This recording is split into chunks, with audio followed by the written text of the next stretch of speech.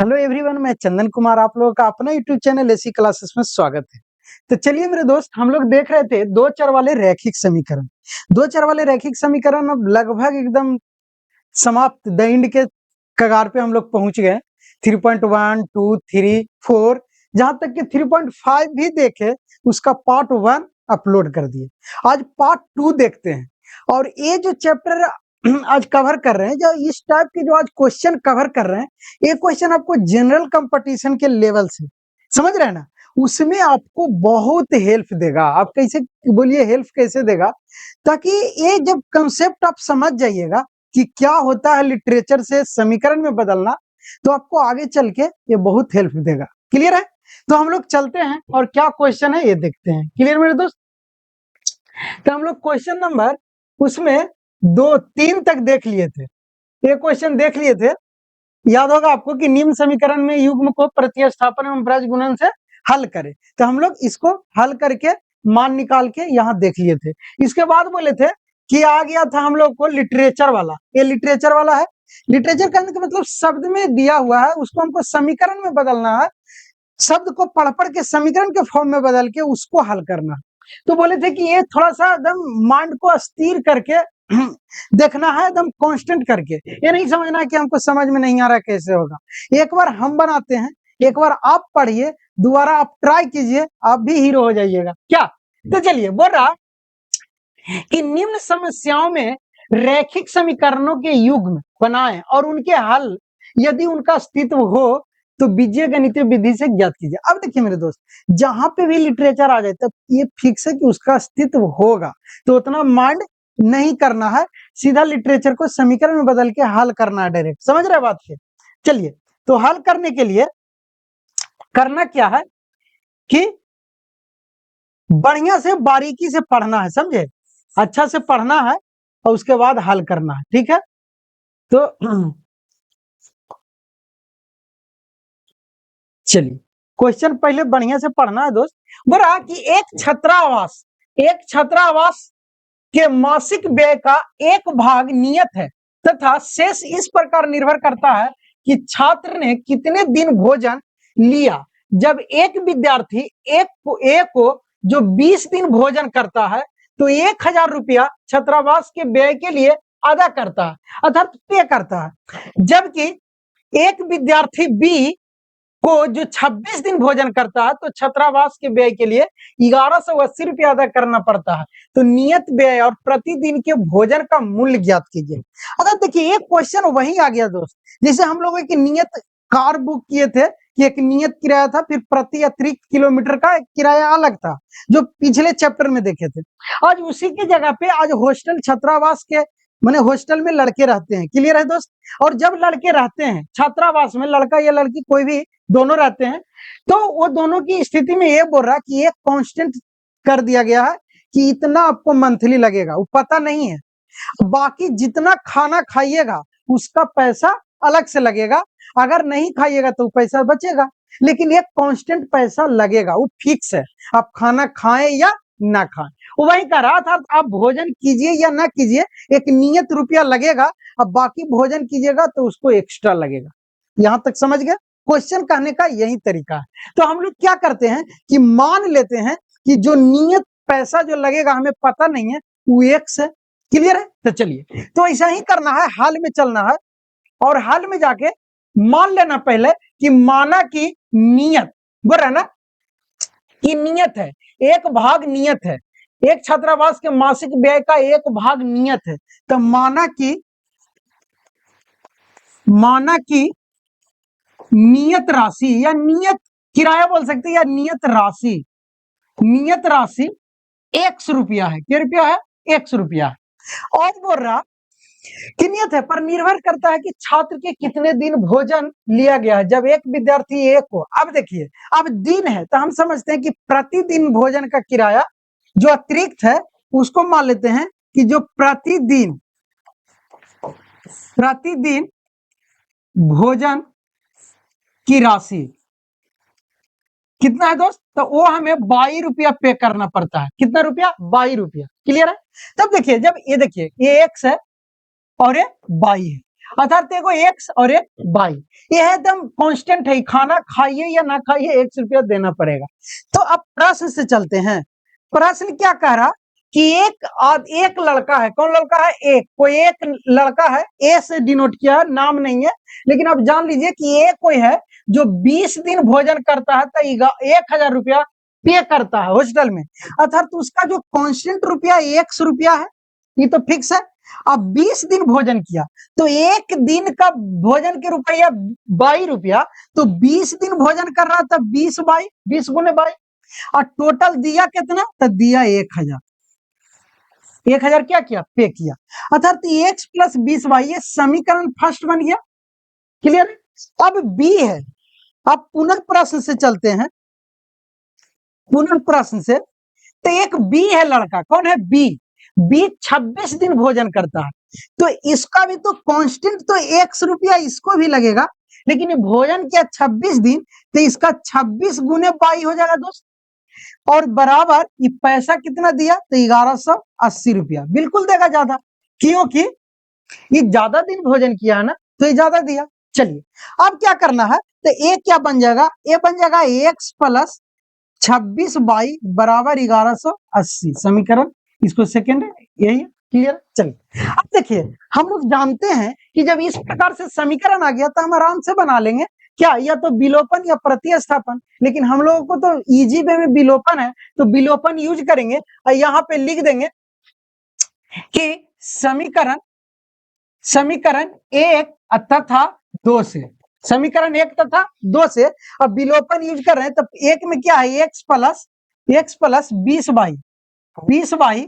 बराबर 1000, और ये है क्या? x प्लस 26y बराबर 1180 है ना। अब देखिए दोनों के क्या करते हैं? घटा देते हैं, तो a प्लस है तो माइनस माइनस, और ये भी माइनस, अब एक से x कैंसिल, अभी 26 माइनस में प्लस में 20, तो ये हो जाएगा -6y, अब बराबर में ये देखिए 1180 में से 1000 घटाएंगे, चिन्ह बड़ा का 1180, तो ये चिन्ह इसका आ जाएगा, तो -180 बचेगा।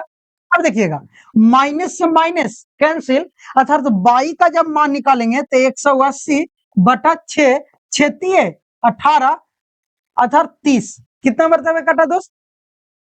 इधर से वहां 6 18 अर्थात 30, अर्थात तो बाई कितना दोस्त? तो बाई के मान आ गया ₹30, कितना आ गया? ₹30, अर्थात कहने का अर्थ है कि जो प्रतिदिन भोजन का खर्च है वो ₹30 है, अर्थात बहुत सस्ता है छात्रावास, अर्थात बाई का मान आ गया कितना? 30, तो वही बोल रहा कि नियत व्यय और प्रतिदिन के भोजन का मूल्य ज्ञात कीजिए, तो प्रतिदिन के भोजन का मूल्य हमें ज्ञात हो गया ₹30, अब नियत कैसे ज्ञात करेंगे? तो यही बाई के मान समीकरण 1 या 2 में रख देते हैं, तो हमें नियत मिल जाएगा, तो हम लिख देते हैं कि बाई के मान समीकरण 1 में रखने पर, क्लियर है?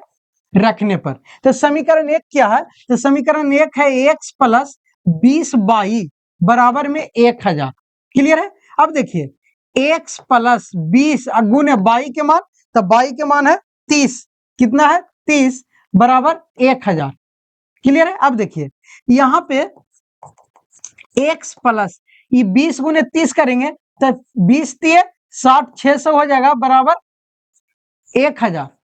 अब क्या करेंगे? x बराबर निकालेंगे तो 1000 माइनस 600, तो x बराबर कितना हो जाएगा? तो 1000 में से 600 गया 400, अर्थात वो हॉस्टल छात्रावास के जो नियत है वो ₹400 है, और जो प्रतिदिन का भोजन का किराया वो ₹30 है, अर्थात ₹400 फिक्स है। अब भोजन कीजिए या ना कीजिए, और अगर भोजन करते हैं तो और ₹30 प्रतिदिन के हिसाब से देना होगा, अर्थात प्रतिदिन। समझ गए बात के क्या कहना चाह रहा था? कितना इजी वे में बना जब हम लोग को क्वेश्चन समझ में आ गया। समझ में आया कैसे? क्वेश्चन को आराम से पढ़े और उसके बाद हम लोग स्टेप बाय स्टेप आगे बढ़े, ऐसा ही आप लोग भी बनाइएगा। क्लियर है? अब चलिए हम लोग आगे चलते हैं। आगे बोल रहा ये भिन्न वाला हमेशा पढ़ते आ रहे हैं, बोल रहा कि एक भिन्न 1/3 हो जाता है, 1/3 हो जाती है जब उसके अंश से 1 घटाया जाता है और वह 1/4 हो जाता है। कब? जब उसके हर में 8 जोड़ दिया जाता है, तो वह भिन्न ज्ञात कीजिए। अर्थात कितना इजी है, तो हम सबसे पहले मान लेंगे, यहाँ पे मान लेंगे कि भिन्न होता क्या है। तो हम मान लेंगे कि भिन्न में दोस्त, भिन्न हम लोग बार बार पढ़े हैं कि भिन्न जो होता है वो अंश बटा हर होता है। भिन्न क्या होता है? अंश बटा हर होता है। क्लियर है? तो हम यहां मान लेंगे कि माना कि भिन्न का अंश x है। क्लियर है? और ऐसा ही मान लेंगे कि भिन्न का हर कितनी है? y है। क्लियर है? तो भिन्न बराबर क्या हो जाएगा? तो भिन्न बराबर हो जाएगा अंश बटा हर अर्थात x बटा y। क्लियर है? अब देखिए प्रश्न से चलेंगे। प्रश्न क्या कह रहा है? तो प्रश्न कह रहा है ना कि ये भिन्न है, लेकिन अब प्रश्न कर जब उसके अंश से एक घटाया जाता है, तो अंश कौन है दोस्त? ऊपर वाला। तो x घटाया जाता है कितना? अंश से एक घटाते हैं, हर में कोई छेड़छाड़ नहीं, तब भिन्न हो जाता है 1/3। यहां तक कोई दिक्कत? अब देखिए भिन्न 1/3 हो जाता है कब? जब उसके अंश से एक घटाया जाता है। घटा दिए, एक समीकरण रेडी। इसको क्रॉस मल्टीप्लिकेशन कर देंगे, तिरछा तिरछी गुना, क्योंकि लीनियर इक्वेशन में निकाल देते हैं, बटा में फ्रैक्शन में है दोस्त। तो ये 3 से गुना करेंगे तो हो जाएगा 3x - 3 बराबर में y। अब देखिए एक y को इधर ले आएंगे तो ये हो जाएगा 3x - y बराबर में 3। ये समीकरण फर्स्ट। क्लियर है? अब देखिए अब पुनः प्रश्न से चलेंगे। तब क्या कह रहा? तब पुनः प्रश्न से करा कि वह भिन्न 1/4 हो जाता है कब? जब हम हर में 8 जोड़ देते हैं, अर्थात हर में। तब भिन्न हमारा ये था ना, भिन्न क्या है? तब भिन्न है सर x बटा y। अब कह रहा कि हर में जोड़ते हैं 8, y नीचे हर, तो हर में जोड़ दिए 8, तो हमारा भिन्न बन गया, वो हो गया 1/4। ये समीकरण सेकंड बनेगा। तो इसको भी लीनियर में पहले चेंज करना, रैखिक समीकरण। क्रॉस मल्टीप्लिकेशन करेंगे तो ये हो जाएगा 4x बराबर y + 8।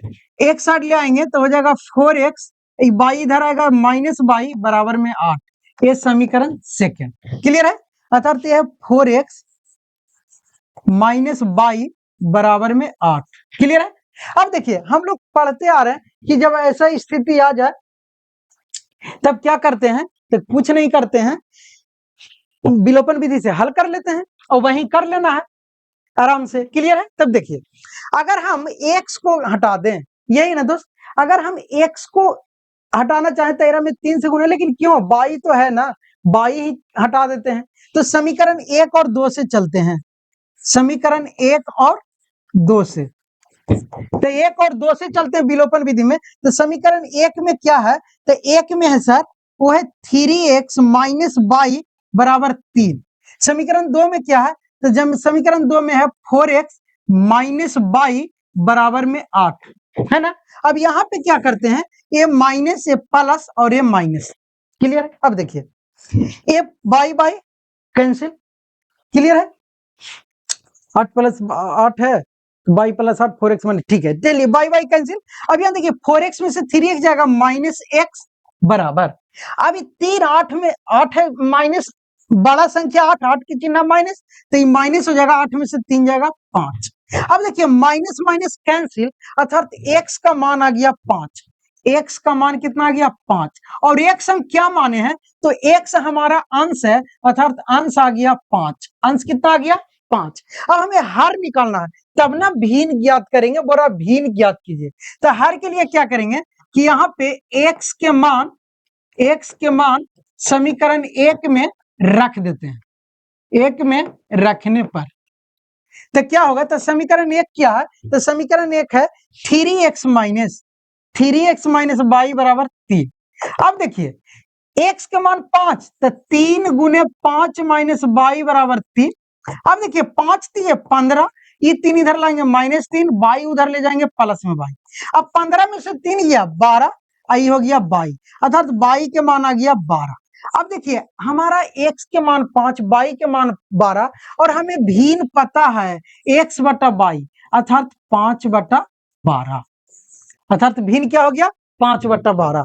क्योंकि हमें भिन्न पता था, भिन्न हम माने थे अंश बटा हर x बटा y, और x हमारा आ गया 5 और y आ गया 12, तो हम लिख देंगे 5/12।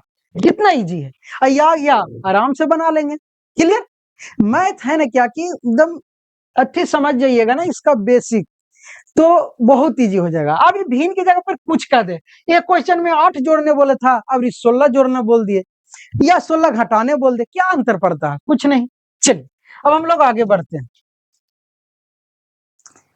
चलिए अब देखिए, ये बहुत मजेदार क्वेश्चन है, हम लोगों का दैनिक जीवन में जो अभी पढ़ रहे हैं ना उससे रिलेटेड क्वेश्चन है, क्योंकि हम लोग पढ़ते हैं तो टेस्ट देते हैं। क्लियर है? और जब टेस्ट देते हैं तो उसमें निगेटिव भी आंसर होता है, कि निगेटिव आंसर नहीं, निगेटिव नंबर मिलते हैं जब गलत आंसर हम लोग देते हैं। क्लियर है दोस्त? और जब सही उत्तर देते हैं, सही आंसर देते हैं, तो उसका नंबर हम लोग को ऐड होता है। तो उसी पे आधारित एक क्वेश्चन है, बहुत अच्छा है। यस, यस एक लड़का है, वो टेस्ट देते हैं अपने क्लास में। क्लियर है? यस ने एक टेस्ट में 40 अंक अर्जित किए के मतलब दोस्त पाया, मिला, उसको 40 अंक मिला एक टेस्ट में, जब उसे प्रत्येक सही उत्तर पर 3 अंक मिले, और उसको यह भी बताया कि तुमको 40 अंक मिला है रिजल्ट में, लेकिन सही उत्तर पे 3 अंक मिला है, और शुद्ध उत्तर पर 1 अंक कटौती की गई है। वही दोस्त निगेटिव मार्क, जैसे वो गलत उत्तर दिया तो उस पे 1 अंक और काट लिया गया। क्लियर है समझ? अब देखिए की गई है, यदि उसे सही उत्तर 4 अंक मिलते, अब देखिए लोभ क्या हुआ, अब यहाँ पे लोभ, समझ रहे हैं? अब लोभ क्या एज्यूम कर रहा है कि यदि उसे 4 अंक मिलता तथा अशुद्ध पे 2 अंक कटते तो यश 50 अंक अर्जित करता। तो एक टेस्ट में बोल रहा है ना करता, तो टेस्ट में कितने प्रश्न थे, अर्थात प्रश्नों की संख्या पूछ रहा। तो आराम से करना क्या है कि प्रश्नों की संख्या पूछ रहा, तो प्रश्न 2 टाइप के, कैसे? एक सही प्रश्न और एक गलत प्रश्न। तो हम मान लेते हैं कि सही प्रश्नों की संख्या x और गलत प्रश्नों की संख्या y। क्लियर है? एकदम जो पूछ रहा हो वही तो मान लेना है, क्योंकि जो पता नहीं रहता वही तो पूछता है ना, तो हम लोगों को मान लेना। तो यहाँ पे करना है हल, और करना है कुछ नहीं, मान लेना है कि सही उत्तर की संख्या, सही प्रश्नों की संख्या, अर्थात जो सही प्रश्न हुआ था यस के द्वारा वो x है, और यस के द्वारा जो गलत हुआ, गलत प्रश्नों की संख्या, जो उसने गलत किया प्रश्न वो 22 हुआ।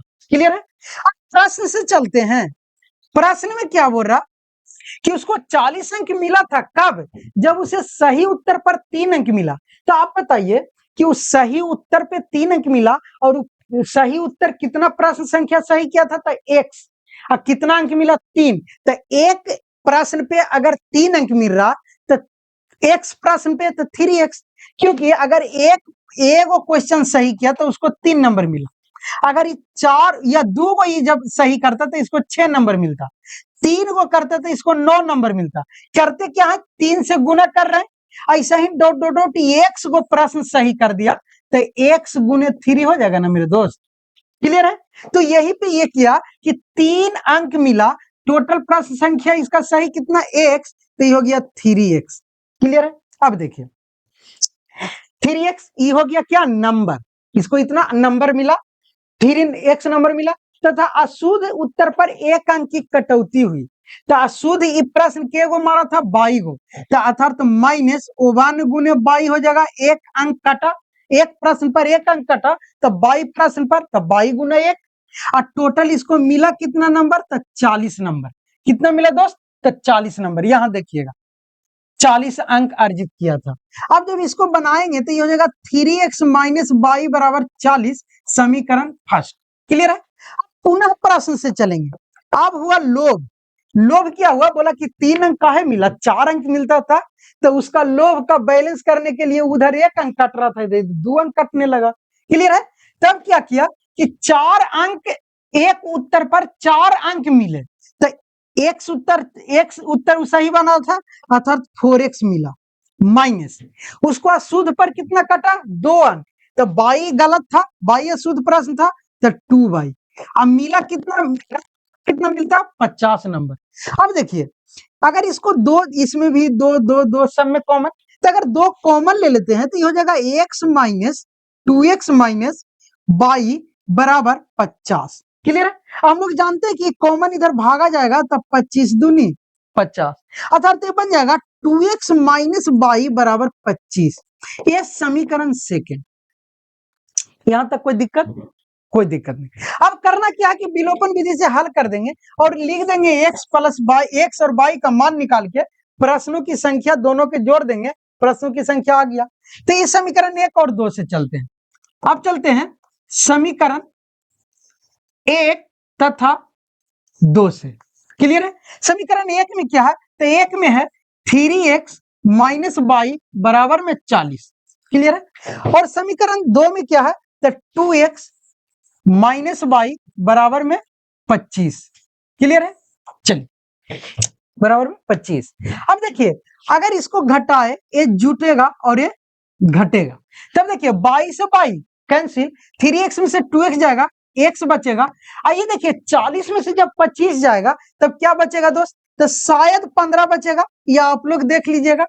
अर्थात x क्या हो गया? 15। x 15 हो गया तो x हम क्या माने थे? अर्थात सही प्रश्नों की संख्या। अर्थात यश ने 15 प्रश्न को सही जवाब दिया था, यह इतना निकल गया। अब हमें प्रश्नों की संख्या पूछ रहा है, तो सही जब जवाब दिया कितना प्रश्न? 15। तो जो गलत जवाब दिया वो प्रश्न की संख्या निकाल लेते हैं, दोनों के जोड़ देंगे, टोटल प्रश्न हो जाएगा। तो उसको निकालने के लिए x के मान समीकरण 1 या 2 में रख देते हैं। तो यहां लिख देते हैं x के मान समीकरण 1 में रखने पर, 1 में रखने पर, तो जब x के मान समीकरण 1 में रखेंगे तो एक हमारे पास है 3x माइनस बाई बराबर में 40। अब देखिए x के मान 15 आया था, 3 गुने 15 माइनस बाई बराबर में 40। अब जरा ध्यान से देखिएगा, 15 है 45, अर्थात ये 45, 40 इधर आ जाएगा तो माइनस 40, बाई उधर जाएगा प्लस में बाई, तो बाई बराबर यहाँ पे आ गया 5। बाई बराबर कितना? 5। अर्थात यश जो है ना वो 5 को प्रश्न गलत उत्तर कर दिया था और 15 प्रश्न सही उत्तर किया था। तो अब हमको प्रश्नों की संख्या पूछ रहा, तो प्रश्नों की संख्या ना बता दीजिएगा कितने प्रश्न थे। तो कुल प्रश्न बराबर क्या लिख देंगे? तो गलत प्रश्न की संख्या प्लस सही प्रश्न की संख्या, सही प्रश्न की संख्या। क्लियर है? तो कुल प्रश्न बराबर हो जाएगा x प्लस बाई, और हमको x आ गया 15, बाई आ गया 5, अर्थात टोटल 20 प्रश्न था। टोटल कितना था? यही प्रश्न पूछ रहा। टोटल 20 प्रश्न का टेस्ट हुआ, जिसमें यश 15 प्रश्न सही उत्तर दिया और 5 प्रश्न गलत उत्तर दिए। क्लियर है मेरे दोस्त? तो उनका ये आंसर आया, ये माने कि ये उनका प्रश्न की संख्या आई। क्लियर है दोस्त?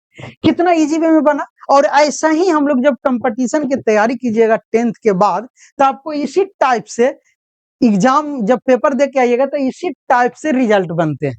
क्लियर? अभी तो आपको निगेटिव नहीं है, मैथ बनाइए, बोर्ड एग्जाम में जाइए, निगेटिव क्वेश्चन है और निगेटिव नंबर आपको नहीं मिलेगा। क्लियर है दोस्त? लेकिन जब कंपटीशन के दौर में जाइएगा तो ऐसा ही होता है 1/3। क्लियर है?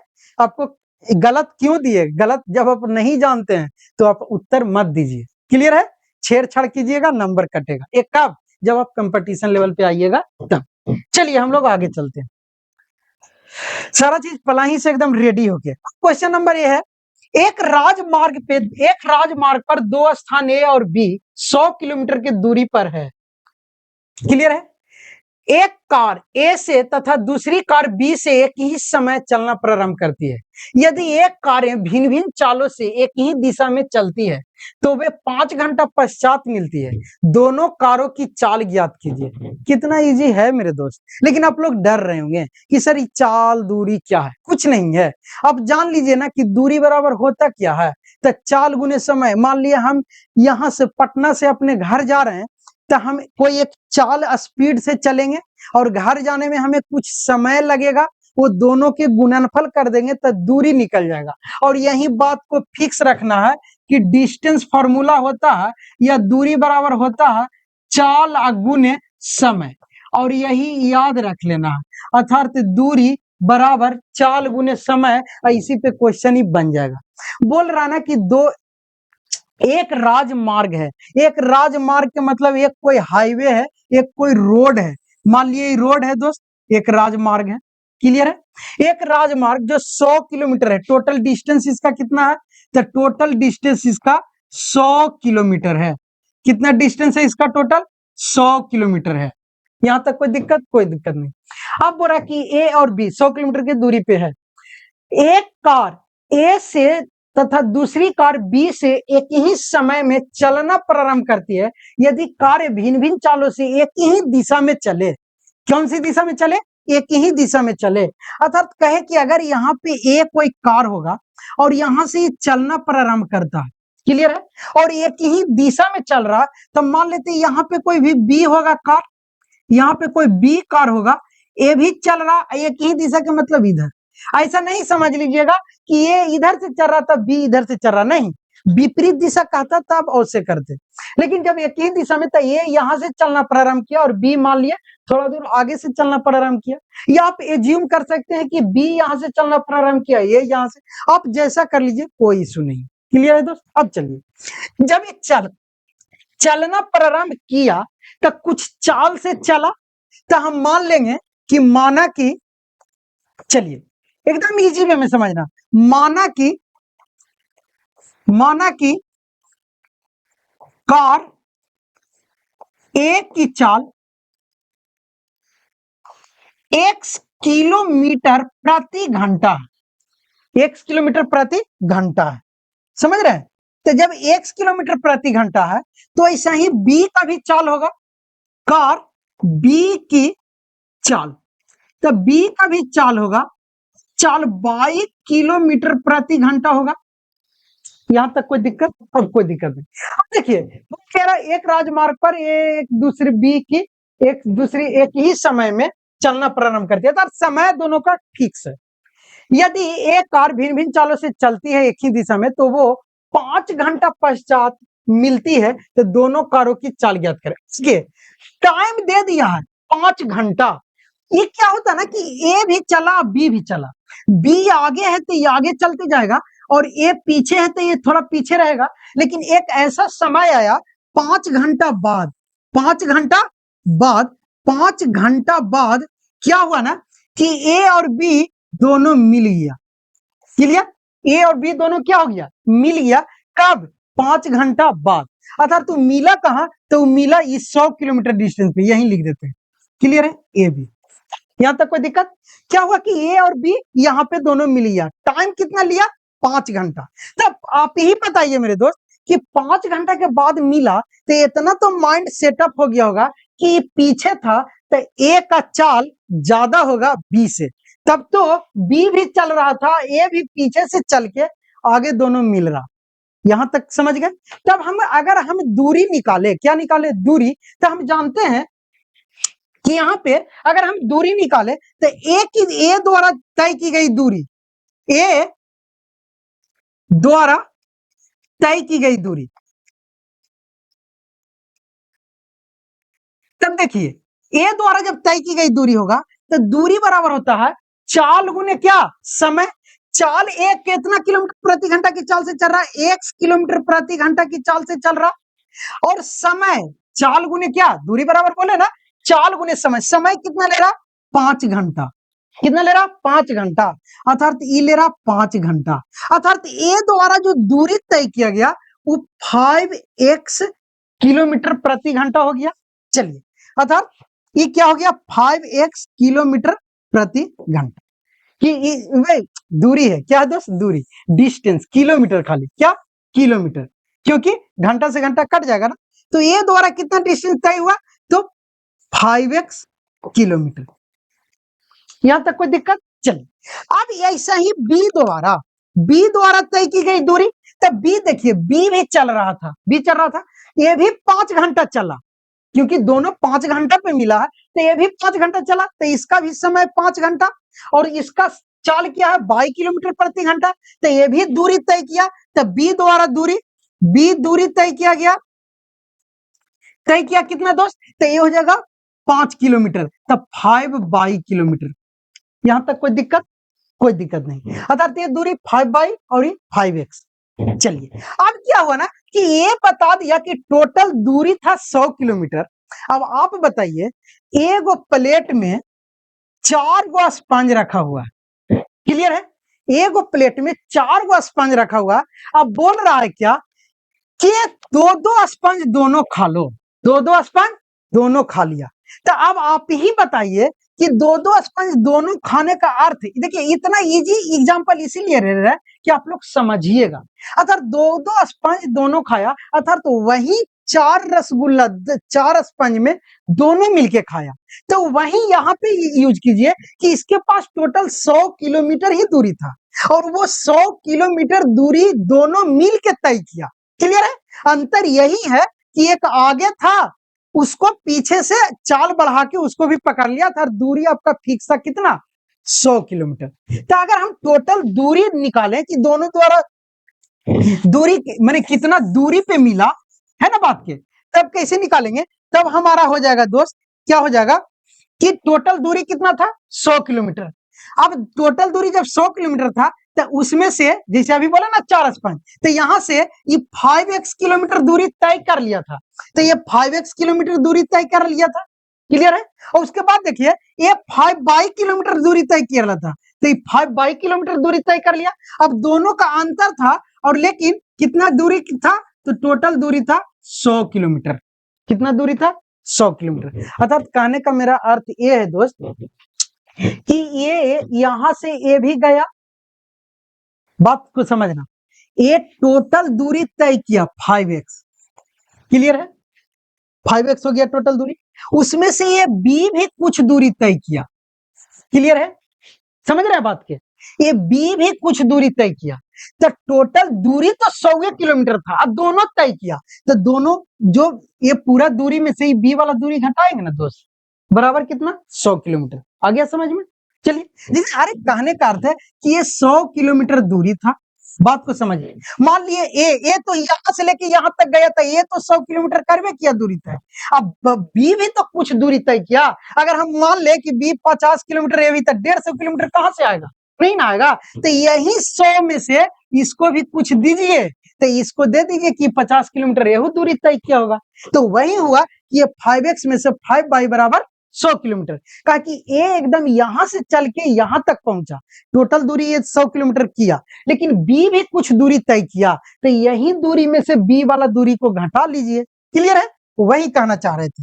अब देखिए 5 एलसीएम लेंगे तो 5 दोनों में सब में कॉमन, तो 5 कॉमन, तो x माइनस बाई बराबर हो गया 100 किलोमीटर। क्लियर? अब देखिए बी बचे 100, अर्थात x माइनस बाई बराबर आ गया 5, 5 आ गया 20, x माइनस बाई बराबर कितना आ गया? 20। अब ये समीकरण आ गया सेकंड। कितना आ गया? सेकंड। अब देखिए जब समीकरण सेकंड आ गया, फर्स्ट हमें पता है विलोपन लगाएंगे तुरंत हल कर देंगे, तब यहां पे चलेंगे।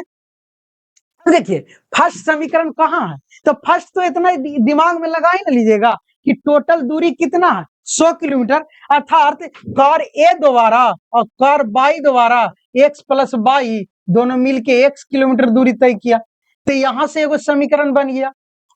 कोई दिक्कत? अर्थात x प्लस बाई बराबर 100 किलोमीटर और ये हो गया x माइनस बाई बराबर 20 किलोमीटर। अब देखिए ये क्वेश्चन यहाँ पे ऐसे हो गया, हल्का माइंड यूज किए, लेकिन आपको बुक में एक जगह ये भी क्वेश्चन मिलेगा, इसी में जोड़ दिया गया कि 1 घंटा बाद, इसमें क्या था 5 घंटा बाद, उसमें है 1 घंटा बाद, तो 1 से इसमें गुना भी कीजिएगा ना तो कोई अंतर पड़ेगा दोनों में।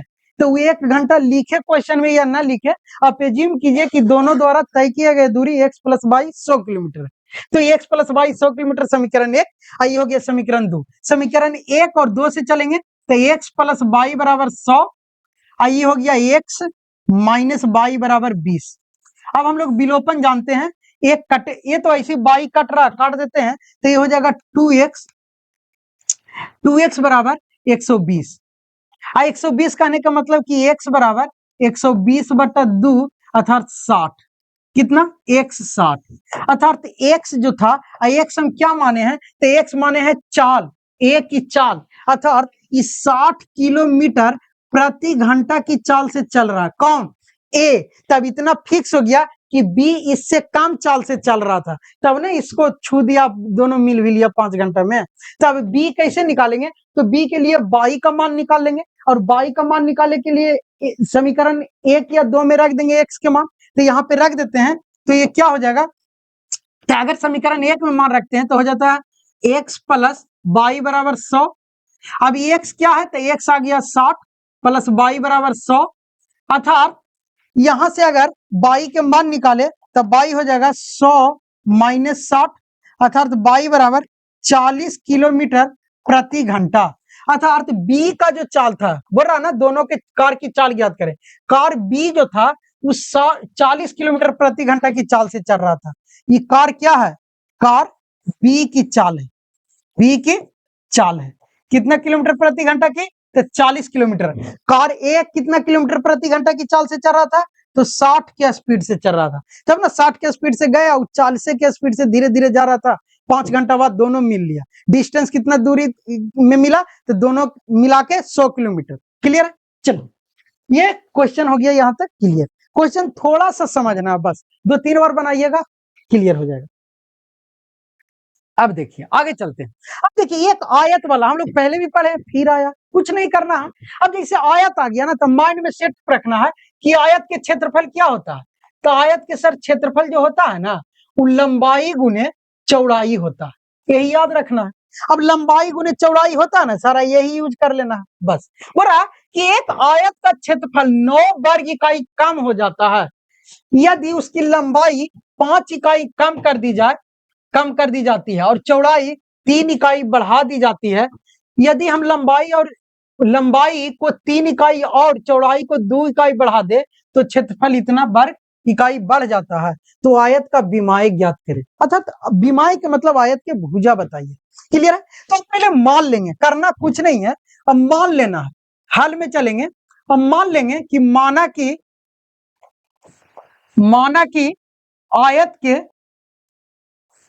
की लंबाई, कुछ लंबाई x मीटर है। क्या है दोस्त, x मीटर है, समझ गए, x मीटर है। और ऐसा ही मान लेंगे कि इसका चौड़ाई भी तो कुछ होगा, तो मान लेंगे कि आयत के चौड़ाई बाई मीटर है। क्लियर है।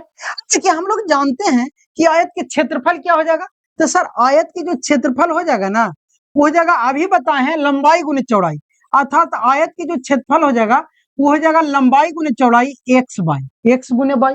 चलिए अब हम प्रश्न से चलते हैं, क्या चीज से चलते हैं, प्रश्न से चलते हैं। प्रश्न क्या बोल रहा कि यदि हम प्रश्न बोल रहा है कि आयत के क्षेत्रफल 9 वर्ग इकाई कम हो जाता है, अर्थात अभी क्षेत्रफल x y है, अभी कम हो जाता है 9 वर्ग इकाई। क्लियर है, अर्थात 9 मीटर स्क्वायर कम जाता है, यहाँ मीटर लिख लीजिए, मीटर। क्लियर है, ये मीटर स्क्वायर हो गया। चलिए अब देखिए 9 वर्ग इकाई कम जाता है, कब कमता है, जब हम उसकी लंबाई में 5 इकाई कम कर देते हैं। अभी लंबाई तो x है, चौड़ाई बाई है, लेकिन अब बोला कि लंबाई में 5 इकाई हम कम कर देते हैं, अर्थात हमारा जो लंबाई है वो 5 इकाई कम गया, अर्थात x माइनस 5 मीटर हो गया दोस्त।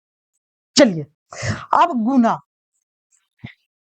कम कर दी जाती है और चौड़ाई में 3 इकाई बढ़ा दी जाती है, और चौड़ाई बाई है तो बाई में 3 इकाई हम बढ़ा दिए, तो बाई प्लस 3, और दोनों के गुना करेंगे तो ये हमारा क्षेत्रफल निकल जाएगा। और ये क्षेत्रफल कम जाता है कितना, 9 वर्ग इकाई पहले वाला क्षेत्रफल से। पहला क्षेत्रफल एक्स वाई है, इसमें 9 कम जाता है मीटर स्क्वायर में। क्लियर है दोस्त। देखिए अब जब ऐसा आ गया तो हम लोग पढ़े हैं क्या, गुना करना है। गुना कैसे करना है, आराम से, इसमें कंफ्यूज नहीं होना। एगो के कांस्टेंट पकड़िए और उसके घर पे ले जाके गुना कर दीजिए। तो बोलिए कैसे, हम x को अगर बाहर निकालते हैं और बाई को फिक्स रखते हैं तो बाई प्लस 3। क्लियर है, -5 को रखते हैं और बाई प्लस 3। ऐसे जब गुना कीजिएगा ना तो आपको मैंने मिस्टेक नहीं होगा। देखिए बराबर में एक्स बाई -9। अब जरा ध्यान से देखिए, गुना करेंगे तो ये हो जाएगा एक्स बाई प्लस में 3x माइनस में 5 बाई माइनस में 15 बराबर में एक्स वाई माइनस में 9। क्लियर। अब देखिए एक्स वाई प्लस में, ये भी प्लस में, बराबर के उधर, तो एक्स वाई से कहानी खत्म। बचा क्या, तो बचा क्या ये देखिएगा, तो बचा 3x माइनस 5 बाई बराबर में क्या -9 और ये 15 उधर जाएगा तो प्लस में 15। क्लियर है दोस्त? अब देखिए तब हमारा क्या हो गया 3x माइनस 5y बराबर में 15 में से 9 गया 6। ये समीकरण हमारा 1 बन गया, अर्थात 3x माइनस 5y बराबर 6। ऐसा ही चलेंगे और पुनः प्रश्न से चलेंगे। तो पुनः प्रश्न क्या बोल रहा है ये जरा ध्यान से देखिए। तब पुनः प्रश्न से चल रहे हैं, एक प्रश्न से हम चले तब एक समीकरण मिला। पुनः प्रश्न बोल रहा है कि यदि हम लंबाई को 3 इकाई और चौड़ाई को 2 इकाई बढ़ा दे तो क्षेत्रफल 67 वर्ग इकाई बढ़ जाता है। अर्थात अभी लंबाई भी बढ़ाना और चौड़ाई भी बढ़ाना। तो हम लंबाई 1 से दोस्त तब क्या करेंगे कि लंबाई को कितना बढ़ाने बोल रहा है 3 इकाई अर्थात x प्लस 3 गुना चौड़ाई को बोल रहा है 2 इकाई अर्थात y प्लस 2।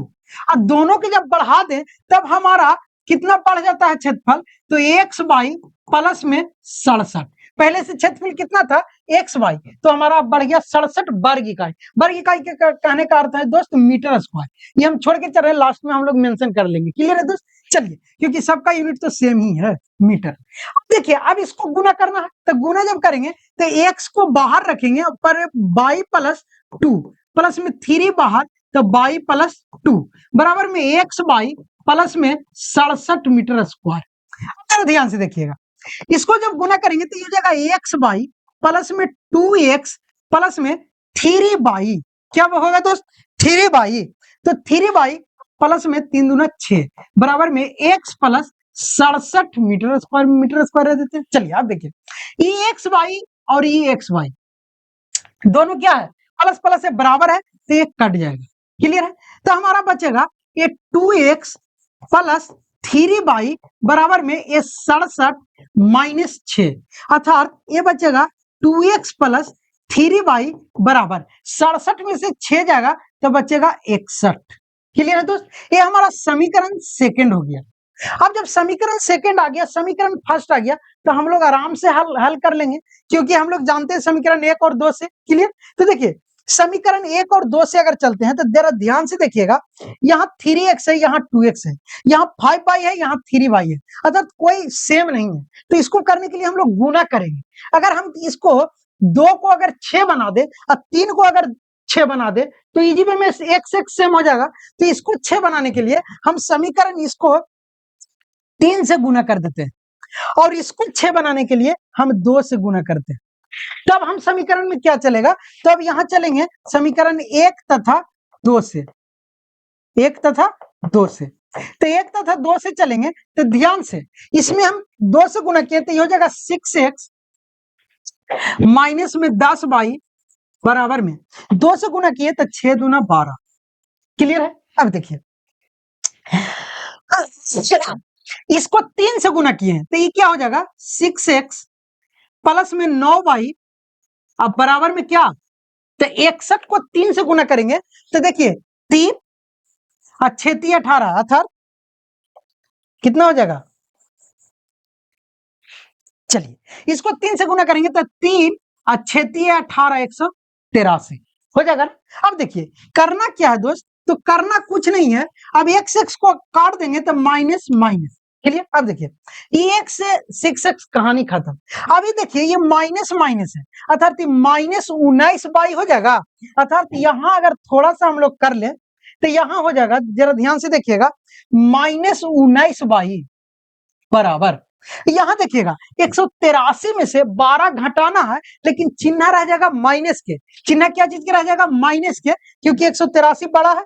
तो 3 में से 2 गया 1 और ये कितना बचा दोस्त, तो 3 में से 2 गया 1, ये बचा कितना, ये 8, 8 में से 1 जाएगा 7 और ये कितना है दोस्त, तो 1, कितना बचेगा 1 अर्थात 171। अर्थात हमारा आ गया माइनस 19y बराबर माइनस 171। अब जरा ध्यान से देखिए माइनस से माइनस कैंसिल, और हम लोग अगर पढ़े हैं तो आप लोग को पहाड़ा अगर टेबल याद होगा तो हम लोग जानते हैं कि y बराबर 171 बटा 19। अब 19 के नमा 71 से, तो 19 नमा 71 से पढ़े हैं, 9 नमा 81 है, 9 बचा 8, 9 8 17। अगर नहीं पढ़े तो फिर से बच्चा क्लास में जाइए, एनसी में नाम लिखवाइए। तो 19 नमा 71 से अर्थात तो बाई के जो मान आ गया ना वो 9 मीटर आ गया। क्या आ गया 9 मीटर। और हमें पूछ रहा है आयत की बीमाएं, तो बीमा एक बाई भी था, अर्थात उसका चौड़ाई जो है वो 9 मीटर है और हमें लंबाई ज्ञात करना है। तो यही 9 मीटर को कोई समीकरण 1 और 2 में जब रख देंगे तो हमारा ना निकल जाएगा मान। तो अगर हम समीकरण 1 में रख दें, समीकरण 1 है 3x, तो यहाँ पे रख देते हैं y के मान समीकरण 1 में रखने पर, तो जब रखेंगे तो हमारा एक क्या है, तो सर एक हमारा जो समीकरण है वो है 3x, एक हमारा है 3x माइनस 5y, तो -5 अब y की जगह पर कितना, तो 9, अब बराबर कितना है सर, तो 6 हो गया। यहां देखिए आप ये 3x को इधर ही रखते हैं तो ये हो जाएगा 6, आई 9 × 45 उधर जाएगा तो +45, अब 45 अच्छा कितना हो जाएगा, तो सर 45 अच्छा हो जाएगा 51, कितना हो जाएगा 51, अर्थात जब हम x के मान निकालेंगे तो ये हो जाएगा 51/3। अब फिर अगर पहाड़ा पड़े होंगे तो 17 × 51 होता होगा, शायद, हमें तो पता नहीं, लेकिन आप लोग देखिए तो 17 × 51 या एक कितना 51 है, 15 नहीं है दोस्त, 51 है, 15 लिखा गया, क्लियर। चलिए यहाँ पे क्या है वो भी हम भी कहें कि 15 कैसे आ गया। चलिए तो यहाँ x बराबर हो गया 51/3, अर्थात 17 × 51, अर्थात 17 मीटर आ गया कितना लंबाई, अर्थात लंबाई 17 मीटर, अर्थात लंबाई कितना आ गया, तो सर लंबाई आ गया 17 मीटर, चौड़ाई कितना आ गया 9 मीटर। अब 17 के 9 से गुना कीजिएगा तो ये क्षेत्रफल निकल जाएगा। अगर 17 में एक बार में कुछ बोला था कि एक बार में लंबाई 5 कम किया था, तब 17 में से 5 जाएगा तब 12, और चौड़ाई वही तब बरनामा, और टोटल से जो भी है क्षेत्रफल आ जाएगा, फिर एक बार बढ़ाया था, समझ रहे ना बात के। अर्थात हमको क्षेत्रफल नहीं पूछ रहा, हमें आयत के बीमा पूछ रहा, तो बीमा का मतलब उसका डायमेंशन, तो ये वो लंबाई और चौड़ाई बता देना है, तो लंबाई 17 मीटर और चौड़ाई 9 मीटर। यहाँ तक कोई दिक्कत, कोई दिक्कत नहीं। अब आगे चलते हैं, तो आगे है कुछ, आगे है कुछ, वो है द एंड, माइंड क्लियर, अर्थात हमको यहाँ तक सारा क्लियर हो गया दोस्त, 3.5 भी कवर कर लिए। अब हम लोग 3.6 जो चैप्टर है उसको भी बहुत इजी वे में समझेंगे, और उसमें क्वेश्चन अब मिक्स रहेगा, जो भी विधि था पढ़ना ना, ग्राफीय विधि, विलोपन विधि, वो सब हम लोग पढ़ चुके हैं। अब हम लोगों को ऐसा नहीं है कि कोई अब जो आया क्वेश्चन मेंशन नहीं रहेगा, जो विधि अच्छा लगे उससे बना देना, अब खाली बस क्वेश्चन प्रैक्टिस करना, समझ रहे हैं बात की, डरना नहीं है। अब फिर बोलते हैं डरना है, डरना है, डरना नहीं है, वो बात होती है ना दोस्त कि जब गुलाब की तरह महकना है या खिलना है, महकना छोड़िए, जब गुलाबों की तरह खिलना है तो कांटों से दोस्ती करना पड़ेगा। अर्थात यहाँ पे कहने का अर्थ ये नहीं है कि कांटों का मतलब गलत ससरंगी लेना है, नहीं, कांटों का मतलब कि आपको कष्टों से पढ़िएगा तो कष्ट होवे करेगा, पढ़ाई के साथ साथ आपको थोड़ा थोड़ा दोस्ती करना पड़ेगा, समझ रहे हैं बात के, ये हम कहना चाहते हैं। तो चलिए आप लोग यहाँ तक बने रहते हैं, इतना लंबा लंबा लेक्चर भी अटेंड करते हैं, तो बहुत बहुत धन्यवाद आप लोगों को मेरे तरफ से, और बाकी आप बोर्ड के एग्जाम का तैयारी कीजिए, क्लियर, थैंक यू।